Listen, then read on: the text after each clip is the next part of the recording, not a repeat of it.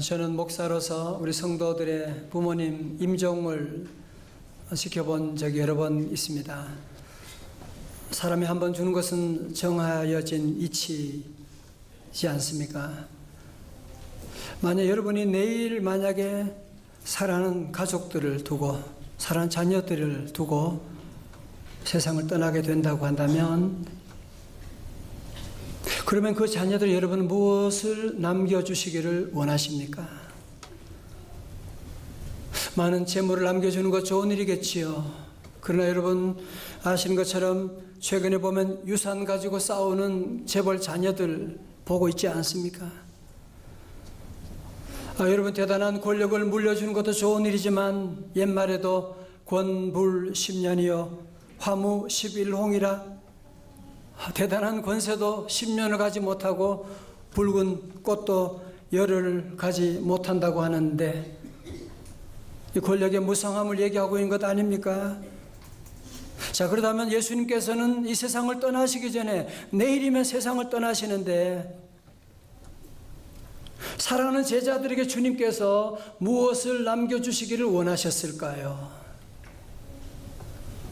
첫 번째, 주님께서 요한복음 16장의 말씀은 다락방 설교다, 다락방 강화다, 주님이 마지막 설교하는 것인데, 거기서 주님은 첫 번째로 저희들에게 보혜사 성령님, 진리의 성령을 내가 너희들에게 보내주리라고 약속하셨지요.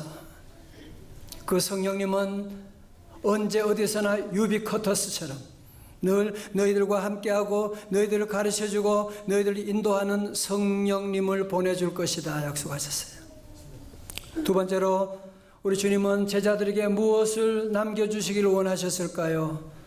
오늘 16장 마지막 말씀으로 마지막 약속을 주셨는데요, 정말 오늘 말씀이 얼마나 중요한 말씀이겠습니까? 자, 요한복음 16장 28절에서 예수님께서 말씀하십니다. 다 같이요, 시작. 내가 아버지께서 나와 세상에 왔고 다시 세상을 떠나 아버지께로 가노라 하시니 아멘. 자, 보세요. 오늘 현대인들이 왜 이렇게 방황하고 있는 걸까요? 그것은 왜냐하면 내 인생이 어디서 왔으며 어디로 가고 있는지를 알지 못하기 때문에 이렇게도 살아보고 저렇게도 살아보고 여기도 가보고 저기도 가보고 다 방황하고 있는 것입니다. 한번 어떤 전도하는 분이 전철칸에서 1호선 청량리에서 저기 인천에서 서울 청량리까지 가는 1호선 전철칸에서 전도를 하면서 그러는 거예요. 여러분은 인생이 어디서 왔다가 어디로 가는지 알고 계십니까? 그러니까 거기 어떤 아저씨가 일어나가지고, 그럼 알지, 우리는 지금 저 인천에서 와서 청량리로 가고 있는 거야, 그렇게 얘기했다고 하지만, 사실 우리 성도 여러분, 많은 사람들이 실존주의 철학자 하이데거의 존재론에 미혹되어 가지고 자신을 단지 던져진 존재라고 하는 그러면 던져진 존재라고 하면 누가 던졌는지, 왜 던졌는지 그건 전혀 알지 못하고 우리 한국 분들은 그냥 열심히 살아가는 거예요. 열심히 방황하는 거예요. 여러분, 그러나 우리 예수님은 짧은 생애이셨지만 내가 어디서 왔고 어디로 가고 있고 왜 왔으며 무엇을 하기 위해서 오셨는지 주님은 오늘 이 28절 한 절에 분명하게 말씀하고 계신 거예요. 다시 보세요. 내가 아버지에게서 나와 아버지 하나님으로부터 오셨다고 하는 자기 기원에 대한 분명한 인식을 가지고 있고, 내가 목적지는 어디냐? 세상에 왔다고 하는 것, 다시 세상을 떠나 뭐예요? 십자가 사건을 말하는 거죠. 그리고 아버지께로 가노라 하시니 부활을 말씀하는 겁니다. 자, 저를 보세요. 여러분들이 적어도 우리의 삶 가운데 내가 어디서 와서 어디로 가는지를 여러분이 알고 계시다면, 내 인생은 그냥 어쩌다가 태어난 버려진 존재도 아니고 부모님이 실수로 태어난 존재도 아니고 하나님의 놀라운 섭리 가운데 하나님으로부터 온 존재이고, 하나님이 나를 이 세상에, 우리 가정에, 이 직장에 나를 보내셨고 콜링에 대한 분명한 소명을 가지고 나가고, 그리고 내 인생이 끝나게 되면 내 삶은 하나님께로 돌아간다고 하는 사실. 여러분 직장도 여러분이 어디 있든지 무엇을 하든지 그냥 내가 먹고 살기 위해서 어쩌다가 주어진 것이 아니에요. 믿음으로 보면 그 모든 것, 하나님이 나를 부르셨다고 하는 콜링, 보케이션이 바로 부르심이잖아요. 하나님이 부르셨다고 하는 사실. 하나님이 보내셨고 하나님이 나를 인도하시고 내 마지막은 하나님께로 돌아간다고 하는 이 사실을 우리가 알고 살아간다면 인생의 클래스가 달라지게 되는 거지. 차원이 달라질 수밖에 없는 거죠. 그런데 제자들은 예수님이 말씀 듣고 다 아는 것처럼 말하지요. 30절에 우리가 지금에야 주께서 모든 것을 아시고 또 사람의 물음을 기다리지 않는 줄 아나이다. 이로써 하나님께로부터 나오심을 우리가 믿사옵나이다. 그래서 그때 예수님께서 제자들에게 너희들이 나를 다 안다고 믿는다고 그러면서 31절에 예수께서 대답하시되 이제는 너희가 믿느냐? 여러분 제자들이 믿습니다라고 큰 소리 쳤지만 저들의 실상을 보실까요? 32절의 말씀 상반절 봅니다. 보라 너희가 다 각각 제 곳으로 흩어지고 나를 혼자 둘 때가 오나니 벌써 왔도다. 여러분 이 구절을 읽게 되면 이미 예수님을 체포하려고 하는 로마 군병들이 지금 점점 예수님을 가까이 오고 있다고 하는 긴박감이 느껴지지 않습니까? 그리고 예수님이 이제 체포되고 십자가형을 당하게 되지만 그 사랑하는 모든 제자들은 다 뿔뿔이 흩어지게 될 것을 주님은 다 알고 계셨던 것이거든요. 예수님 수제자 베드로도 예수님을 모른다고 3번씩이나 부인하고 흩어질 것이고 다른 제자들도 다 도망가 버릴 것을 주님은 다 알고 계셨습니다. 그러나 우리 주님은 저들의 배신감에 치를 떨거나 속상해하거나 외로워하거나 슬퍼하지 않으셨습니다. 왜 그래요? 32절 하반절 보세요. 다 같이요. 시작. 그러나 내가 혼자 있는 것이 아니라 아버지께서 나와 함께 계시느니라. 아멘. 그렇습니다. 비록 제자들은 떠나게 되었지만 사람들은 버리지만 그러나 나는 혼자 있는 것이 아니라 아버지 하나님이 나와 함께 계십니다. 예수님 믿는 게 뭐예요? 교회 다니는 게 아니라고 말씀드리잖아요. 예수 믿는 것은 착하게 사는 것이 아니에요. 예수 믿는 것은 나는 혼자가 아니라 아버지 하나님이 나와 함께 하십니다. 어디 있든지 무엇을 하든지 여러분이 잘하든지 못하든지 여러분이 성공하든지 실패하든지 다 가족들이 나를 버리고 떠났든지 함께 있든지 우리는 늘 분명한 한 가지 사실, 아버지 하나님은 나와 함께 하십니다. 여러분 요즘 우리 사회에 고독사라고 하는 말을 심심찮게 듣고 있는데요. 우리나라는 지금 노인 빈곤율이 세계 1위라고 하니까 아마도 우리 한국 사회는 고독사는 60대 이상 노년의 문제로 간주하기 쉬운데요. 일본이 특별히 그렇습니다. 그런데요, 서울시 복지재단이 2016년 12월에 발표한 서울시 고독사 실태 파악 및 지원 방안 연구를 보게 되면 놀라운 것은 50대가 35.8%, 그 다음 두 번째로 40대가 21%, 60대가 20%. 여러분 정작 이 고독사의 그림자가 60대 이상보다도 지금 우리나라는 50대, 40대 쪽으로 지금 내려가고 있고 요즘은 청년들 가운데도 고독사가 점점 늘어나고 있는 정말 가슴 아픈 얘기가 아닐 수가 없습니다. 여러분 그래서 우리 교회가 이들을 돌봐야 되는 것이고 여러분의 친척들과 자녀들, 가족들 항상 여러분이 연락하고 돌보고 잘 계신지요? 어려움 없는지 늘 돌아보고 늘 우리가 이 사회 안전망을 튼튼하게 구축해야 되거든요. 여러분 그러나 이 세상이 어차피 우리는 모두가 함께 살 수는 없는 것이고, 그렇게 사랑했던 가족도, 그렇게 나 없이는 못한다고 했던 남편도 세상을 떠날 때가 있는 것이고, 사랑 부모님도 우리 곁을 떠날 때가 있는 것이고, 또 자녀들도 이제는 결혼하면 장성하면 이제 부모님을 떠날 때가 다 있는 것이지 않습니까? 때로 그렇게 믿었던, 그렇게 내가 밀어주었던 그런 사람도 한순간에 우리를 떠날 때도 있습니다. 그러나 성도 여러분, 어떻게 해야 됩니까? 그때 배신감에 치를 떨고 난 혼자다, 외롭다, 여러분이 그렇게 하면 안 되는 거거든요. 오늘 예수님처럼 32절의 고백처럼, 그러나 내가 혼자 있는 것이 아니라 아버지께서 나와 함께 계시느니라. 원래 인간은 단독자예요. 원래 더불어 산다고 할지라도 우리는 단독자인 것이거든요. 그러므로 우리는 늘 오늘 주님과 같이 내가 혼자 있는 것이 아니라 아버지께서 나와 함께 하신다. 요즘 많은 미래학자들, 과거에는 불확실성 시대라고 한 얘기를 많이 했는데 이제는 초불확실성 시대라고 얘기합니다.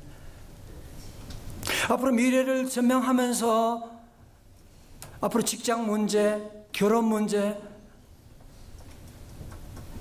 청소년 문제, 세계 무역 문제, 세계 문화 갈등, 종교 갈등,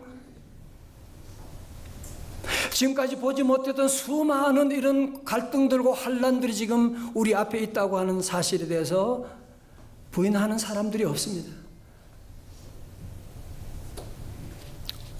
성도 여러분, 이 환란 많은 세상 앞으로 어떻게 살아가시겠습니까?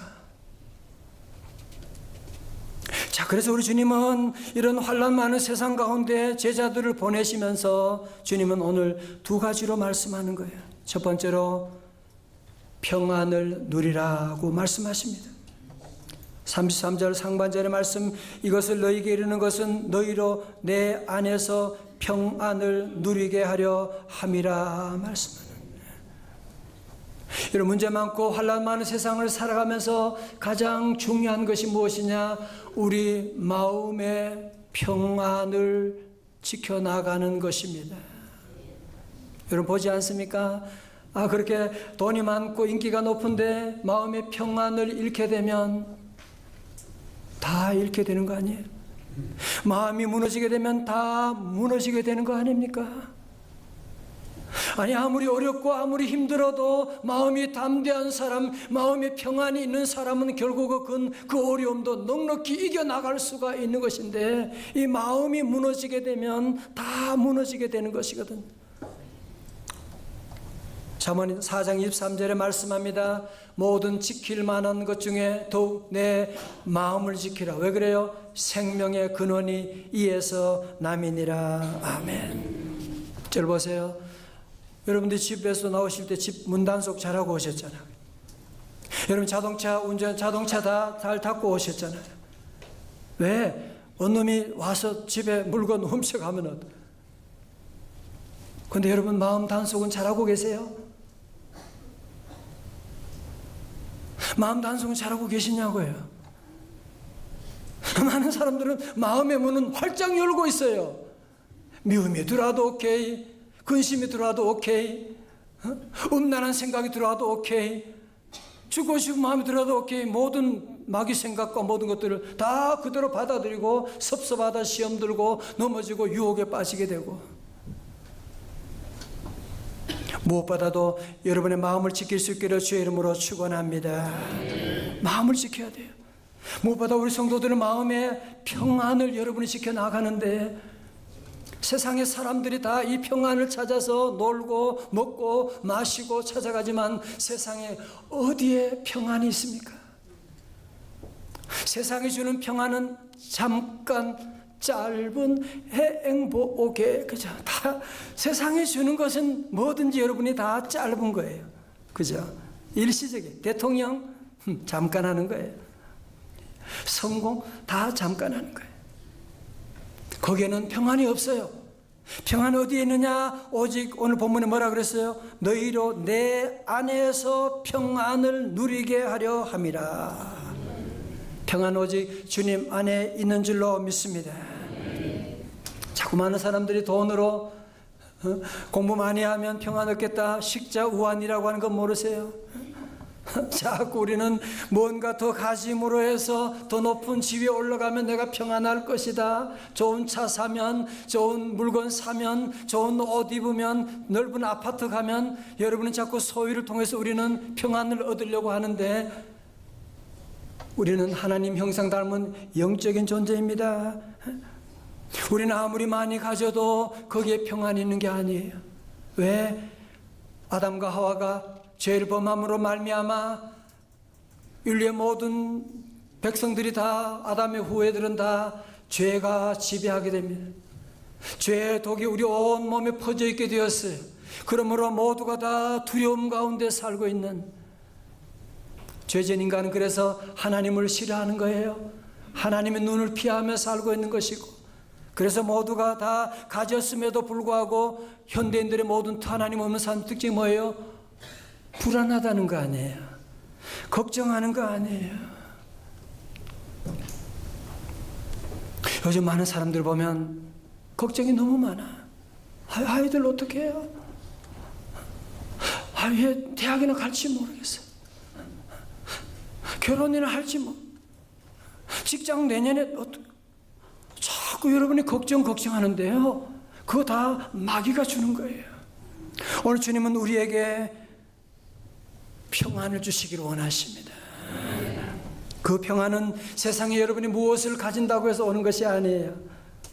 예수 믿으면, 주님 우리 안에 오시게 되면 평안이 오게 되는. 여러분의 걱정 때문에 자녀들이 죽어가는 거 모르세요? 계속 걱정하니까 애들이 그 걱정을 전염받아 가지고요, 애들이 걱정이 많아서 공부가 안 되는 거예요. 이번에 시험이나 제대로 볼지 모르겠네. 여러분, 예수 믿게 되면, 예수님으로 죽고 나는 죽고 예수님으로 살게 되면 구원함을 얻게 되는데, 더 이상 염려하지 않고 더 이상 두려워하지 않게 되고, 왜? 주님이 나와 함께 하시니까, 주님이 나의 길을 인도해 주시니까. 부모님이 이런 주님 안에 구원을 얻게 되면 자녀들이 숨을 쉬게 돼요. 그때부터 자녀들은 부모가 파괴하는 것이 아니라 자녀를 살리는 부모가 되게 될 것입니다. 그러면 집안을 덮고 있는 모든 어둠의 세력이 다 떠나가고 주님의 샬롬이 들어오게 되고, 더 이상 악한 원수마귀 세력은 한 길로 왔다가도 다 물러가게 될 줄로 믿습니다. 그러므로 우리 모든 성도들은 늘 마음의 평안을 절대로 잃으면 안 돼요. 그 평안은 어디에 찾는다고 하냐? 내가 주님 안에서만 참다운 평안을 얻나이다. 주님 안에 환난 시대 가운데도 이 평안을 잃지 않기를 주님의 이름으로 축원합니다. 두 번째로 환난을 이기는 비결이 무엇이냐? 주님은 말씀합니다. 담대하라고 하십니다. 자, 33절 하반절에 세상에서는 너희가 환난을 당하나 담대하라. 내가 세상을 이겼노라. 자, 보세요. 여러분, 예수 믿는다고 해서 갑자기 무슨 유토피아가 오는 것은 아닙니다. 예수 믿는다고 해서 갑자기 적과 꿀이는 가나안 땅이 펼쳐지는 것 아닙니다. 예수 믿어도 우리에게 환난도 있고 시험이 있고, 아니 어쩐 면에서 예수 믿기 때문에 오는 또 영적인 아픔과 고민까지, 영적인 전쟁까지 우리에게 있지 않습니까? 오늘 주님은 말씀하셨어요. 너희가 세상에서 환난을 당하나. 여러분, 다니엘은 사자굴에 던져지기도 하고요. 요셉은 억울하게 감옥살이 폭행범으로 감옥살이 들어갑니다. 모세는 40년 동안 말 없는 짐승과 함께 광야에 버려지기도 하고. 여러분, 그래도 여러분의 그런 아픔이 있다고 하지만 주님은 뭐라고 하느냐? 너희가 세상에서 환난을 당하나 담대하라. 왜? 내가 세상을 이겼음이니라. 할렐루야. 여러분 꼭 기억할 것이 하나 있어요. 여러분 여러 가지 사는 동안에 영적인 전투하고 우리 자신과도 싸울 때가 있고 우리 외부의 죄의 유혹과도 싸울 때가 있고 수많은 어려움과 환난이 우리에게 다가온다고 할지라도 우리 성도들은 우리의 대장 예수님께서 저 십자가 위에서 물과 피를 다 쏟으심으로 말미암아 죄와 사망의 권세와 싸워 이기셨습니다. 더 이상 이제는 죄와 사망이 우리를 지배할 수가 없게 된 주님이 십자가 위에서 다 이루었다 테텔레스타이 하셨기 때문에, 그리고 예수님의 승리가 우리에게 부은 바 되었기 때문에 우리도 예수님을 믿고 예수님을 모시고 살아가는 우리 모두에게도 승리가 반드시 보장되어 있는 줄로 믿습니다. 다시 나는 세상을 이겼노라. 할렐루야. 여러분 세계 2차 대전 때 우리나라가 일본과 싸워서 전쟁에 승리했나요? 우리가 무슨 무기가 있고 무슨 힘이 있었나요? 연합군이 일본을 다 폭격하고 무력화시키고 연합군이 이겼기 때문에 연합군을 따르고 있는, 함께하고 있는, 그래서 우리 민족이 이기게 되고 승리하게 된 것이지 않습니까? 마찬가지로 우리 예수님께서 이기셨기 때문에 예수님을 믿는 저와 여러분도 다 반드시 이긴 줄로 믿습니다. 그래서 우리 성도들이 필요한 것은 뭐라고요? 담대하라는 거예요. 담대하라. 마귀는 항상 우리에게 뭐예요? 두려워하라, 염려하라, 너 큰일 났다, 너 이번 주간에 큰일 난다, 자동차 타고 가다가도 너 사고 날 거다, 자꾸 마음에 불안한 생각을 가져오게 되면, 그러나 주님은 뭐라고요? 두려워하지 말라, 담대하라. 다시 아멘. 임진왜란 6년 1597년 이순신 장군은 명량해전에서 12척의 배로 무려 133척의 외적과 싸워야 되는 정말 말도 안 되는 현실 앞에서 이런 명언을 남겼습니다. 독버섯처럼 퍼진 두려움이 문제지, 만일 그 두려움을 용기로 바꿀 수만 있다면 그 용기는 100배, 1000배 큰 용기로 배가 되어 나타날 것이다. 결국은 12척 가지고 133척 그 무장된 일본군을 다 무찌르게 되는, 여러분 전쟁할 때도 가장 중요한 것이 무기가 아니라 군인들의 마음 사기라고 하는, 여러분 사업할 때도 가장 중요한 것은 뭐냐? 사실은 여러분의 마음의 담대함을 지켜나가는 겁니다. 직장생활, 속상한 일 매일매일 있지요. 그렇다고 사표 집어 던지고, 그럴 것 같으면 사표 100번, 1000번 던졌겠네.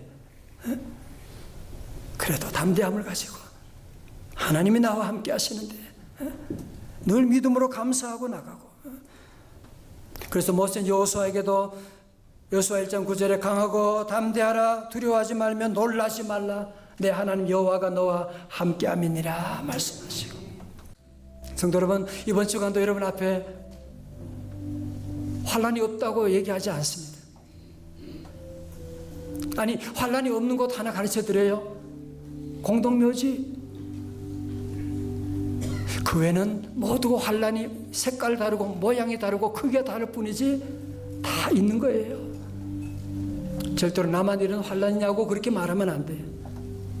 누구나 다 있는 환난이지만 우리 성도들은 좌절하지 말고 주님이 나와 함께 하심을 믿고 우리 안에 평안을 늘 지켜나가고, 그리고 우리 주님의 이름으로 우리 성도들 다 담대하게 믿음으로 선포하고 나가고, 산이여 너는 잘하지 않지만 나는 잘할 것이다, 악한 원수 마귀는 다 떠나갈 것이다, 나는 잘 될 것이다.